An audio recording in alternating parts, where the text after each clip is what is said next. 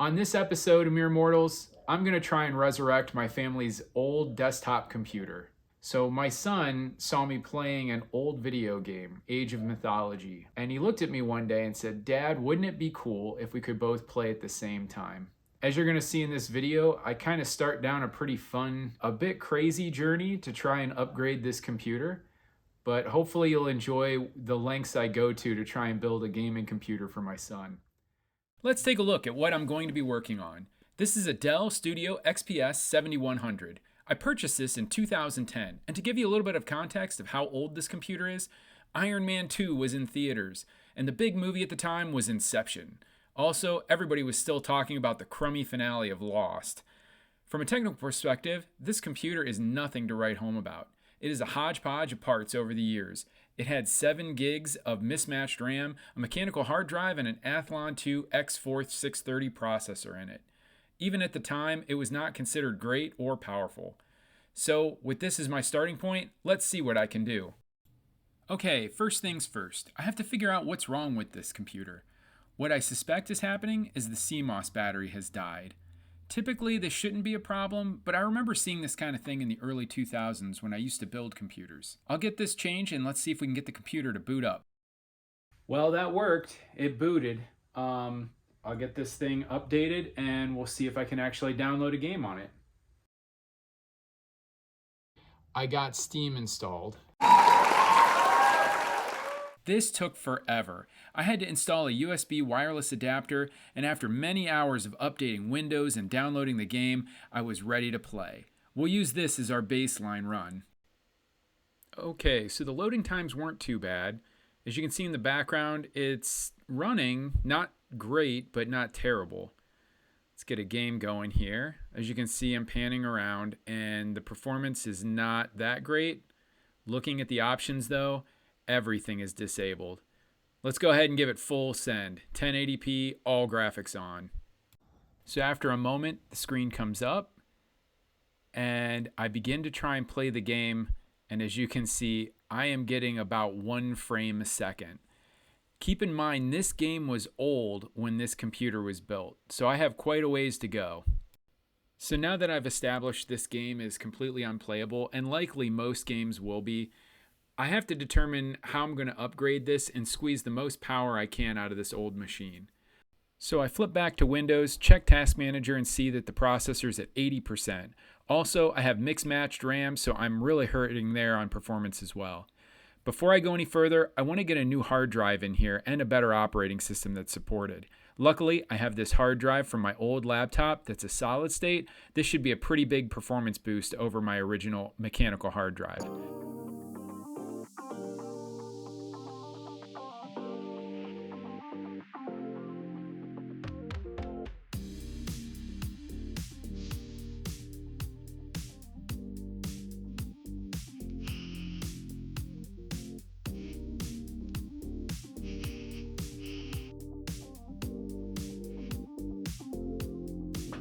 Got the hard drives installed.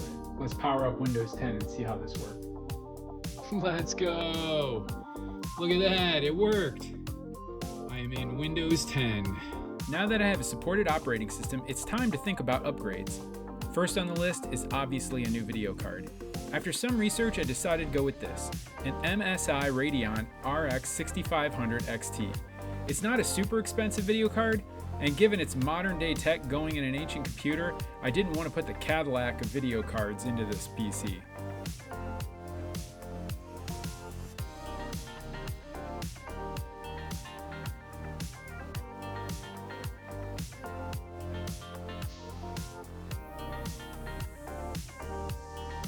Alright, so we're back at it again. I got the new video card in. I also picked up a cheap monitor that has a speaker in it. It's the cheapest monitor I could get on Amazon. So after a few minutes, the game loads up and it's apparent immediately. It is running great. It doesn't lose any kind of frame rate. The game's running smoothly and everything is good. And, you know, I think I can mark this as a success. So I've successfully gotten the computer to run the game and we should be all finished. Or at least I thought. So There you have it. 13-year-old computer running a video card made in 2021. Actually playing games pretty well. We played for a couple of days, and then my son asked me, can it play Fortnite?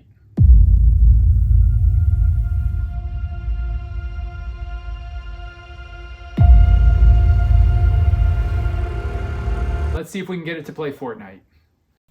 For those who aren't familiar, Fortnite is a free-to-play online first-person shooter. It was released in 2017 and is a popular online game. I didn't know it at the time, but this would be the start of a several-month journey learning about AMD's AM3 and AM3 Plus generation of CPUs and chipsets. In my first several attempts to load the game, I was met with failure after failure after failure. The game could load to the lobby, but was unable to join a match. The first thing I thought was maybe I should try and upgrade the RAM. So that's what I did. I upgraded to 16 gigs, having all matching memory, so I could take full advantage of DDR capabilities. And then, after the memory upgrade, this happened. Oh my god. It's up. It is playing. It is running horribly. So as you can see in the video, the game does run, all of the graphics are turned down, and it's playable. But in the pursuit of perfection, I got to thinking, what else could I do to make this thing run better? And one thing I hadn't tried yet was upgrading the CPU. So I've lost my mind, and I bought a new processor for my computer. AMD Phenom 2 1090T. It's supposed to be a really big boost compared to what processor's in here. I got it for $40 on eBay. So fingers crossed it still boots after I do this.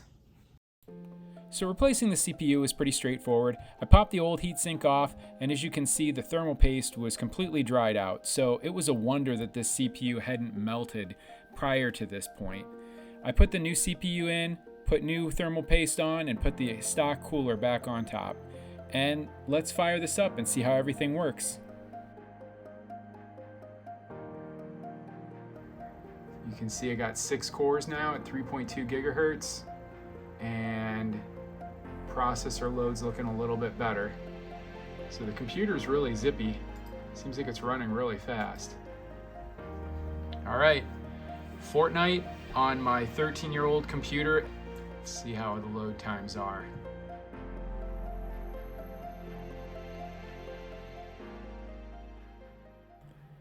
So after the CPU upgrade, I booted the game up and it was running pretty good.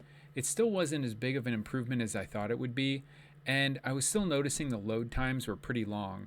So this next upgrade, I'm going to target the hard drive and see if there's a way that I can speed things up. So I did a search online and found a SATA 3 PCI Express card that I can put in here. So I went ahead, I ordered one. I'm going to pause here for a moment because the SATA card didn't make much of a difference. Undeterred, I returned it and got this instead. It's a 16x PCIe adapter for the new M.2 SS hard drives. After installing this, I was able to get a massive performance boost. I even saw better frame rates, which was completely unbelievable.